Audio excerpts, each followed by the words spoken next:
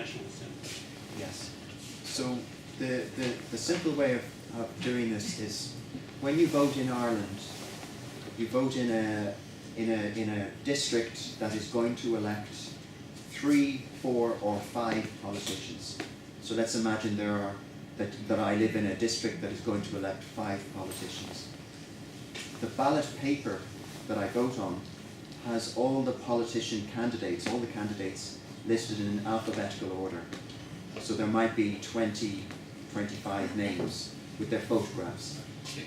And the way to vote is I rank order. So I vote 1, 2, 3, 4, 5. I can rank order as many as I like.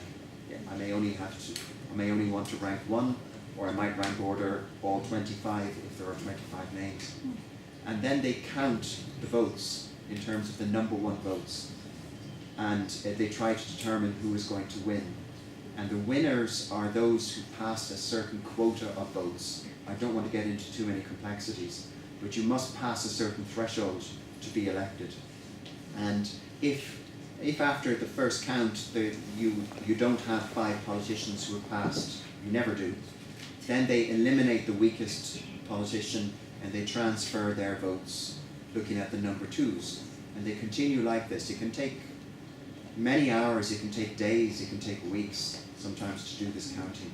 But basically our votes are worth more than 1. We are voting 1, 2, 3, 4, which means that politicians have a much closer linkage with the citizens as a result. So it's very different from your system.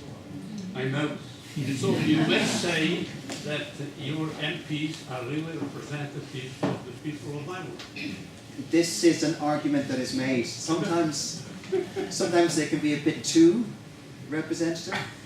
So we go a little bit to the extreme on the other side. So that means that politicians pay so much attention to their constituencies that sometimes they neglect their legislative work.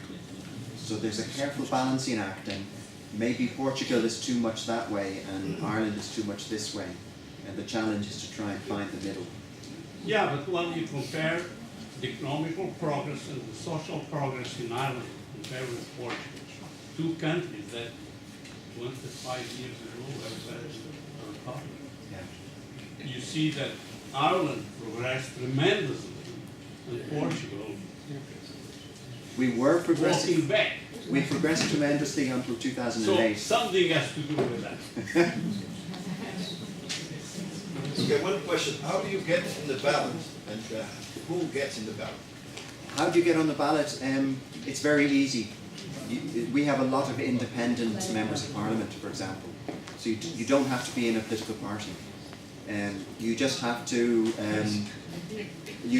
get a certain number of signatures. It's not very many signatures, and your name goes on the ballot. So it's very easy to be on the ballot. Some people that are on the ballot also have a political party in front of them. They are identified as being members of the political party or representatives. Yes, on our ballot paper, I don't remember the order, but it's sort of your name, your photograph, and the picture of your political party if you have a political party. And if you don't, that's blank.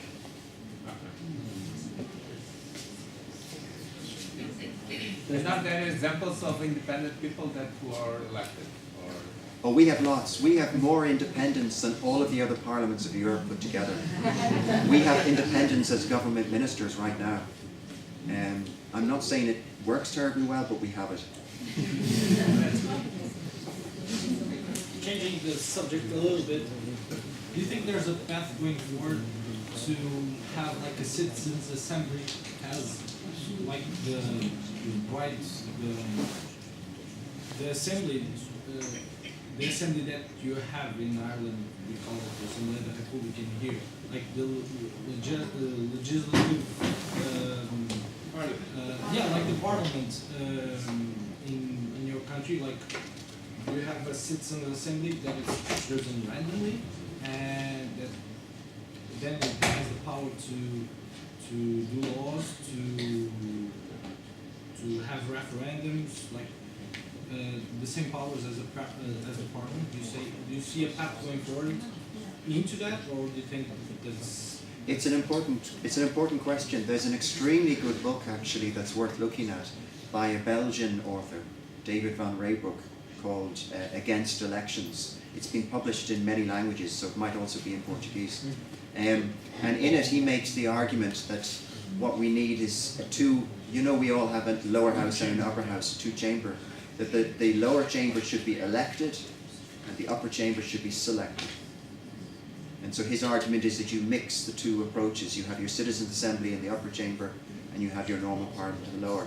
And it's a very interesting idea. It is not an original idea. Many other scholars have written about it, but his is the most well-written piece about it.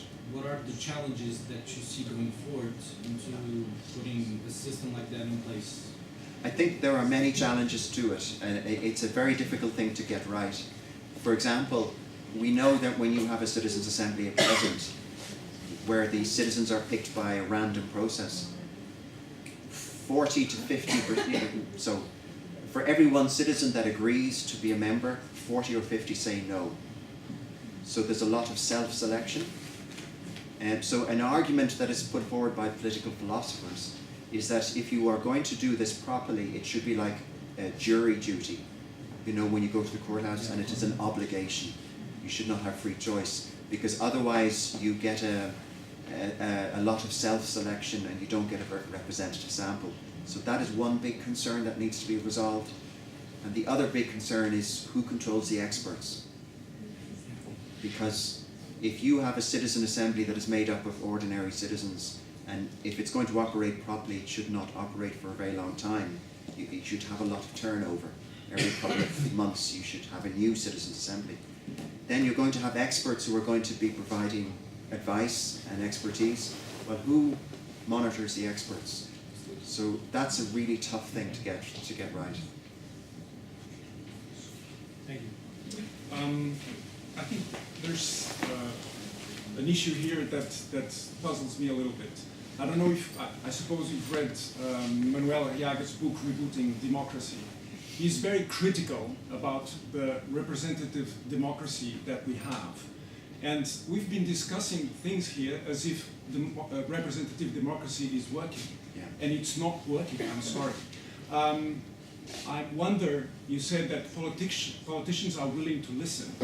Are they willing to listen if people really want to change the political system and want to resort to deliberative democracy, direct democracy? There was, in Iceland, very close vote that the party could have even won the election, and they are for direct democracy. But of course it didn't happen yet. But apart populism, do you think that politicians are willing to listen if people really want to change the electoral and the political system? It's a great question. I'm one of life's optimists. And I think they have to listen. And I think what we are beginning to see, and it's very slow, it's like watching a snail go across the floor. It's very, very, very slow, but it is beginning to happen. And I only gave one example, but there are other examples. We're seeing more and more cases of citizens being given the possibility to vote in referendums and to demand votes. We're seeing the opening up of administration through freedom of information legislation.